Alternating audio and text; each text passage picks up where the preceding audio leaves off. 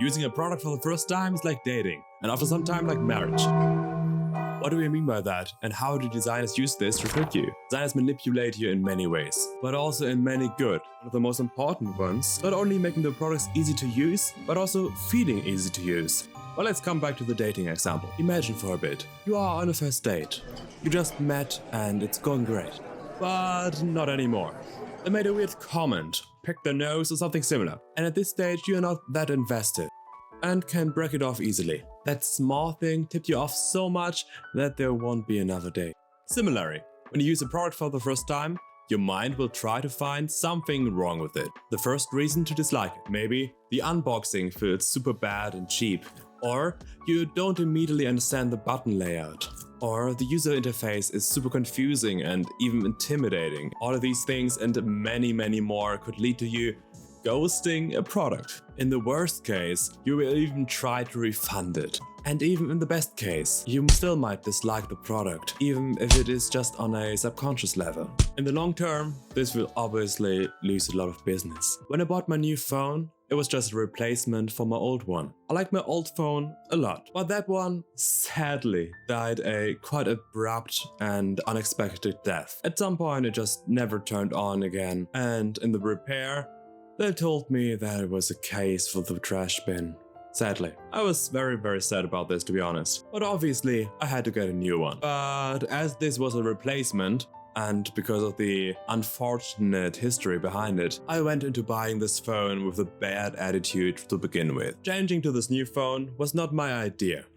And subconsciously, and even knowingly, I kinda searched for every single reason why this phone was inferior to my old one. So immediately, when I started using the camera for the first time and the results were subjectively much inferior, obviously, it was concluded this phone was awful.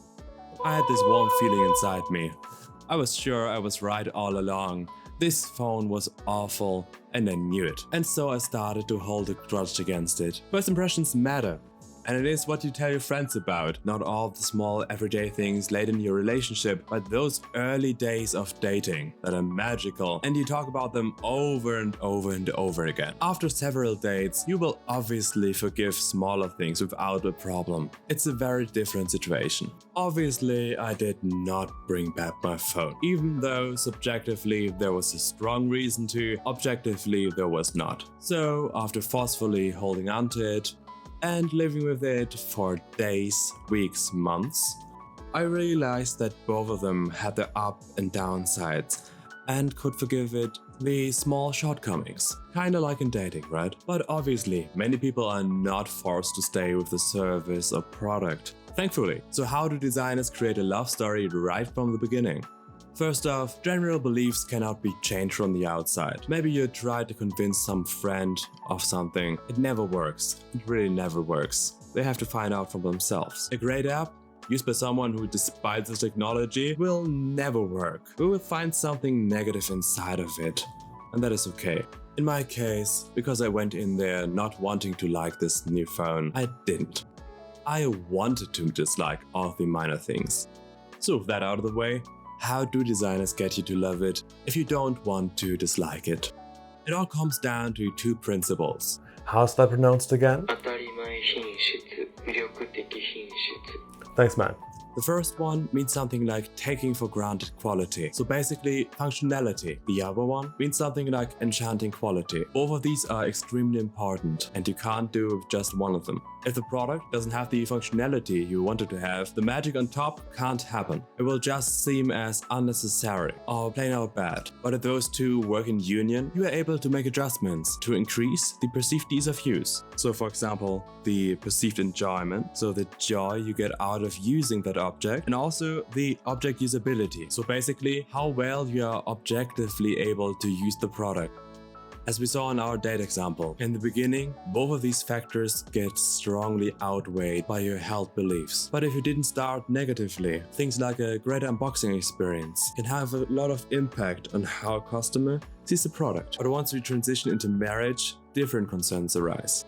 If you are married for a long time, it is more important that your day-to-day is good. You don't need a grand moment every day. This also can become very exhausting. Maybe you have to focus on your kids, job, or other aspects of your life a bit more. You want your marriage to be fit into your everyday life. You work together, you have a great time, solve conflicts, and don't let it drag down all the other aspects in life. Small hiccups don't matter here. It's all about the bigger picture.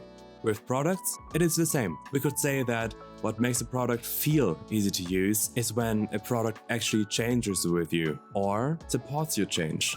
What this means is that in the beginning, you need the amazing dates, that charming, almost flawless experience. But later, when you settle down and the everyday comes into the foreground, you need something more functional, and this magical quality does not need to be as strong to win you over. It's all about that it becomes frictionless. You don't want it to stand out because out of how amazing it is, but also because there's nothing wrong with it. We are in a society where a part of it grew up in a digital age and knows how to navigate it, and the other one grew up more analog and has different views on a lot of these things. And a lot of these views trickle down into perceiving technology to be much harder to use than it might otherwise be. And this obviously causing societal problems.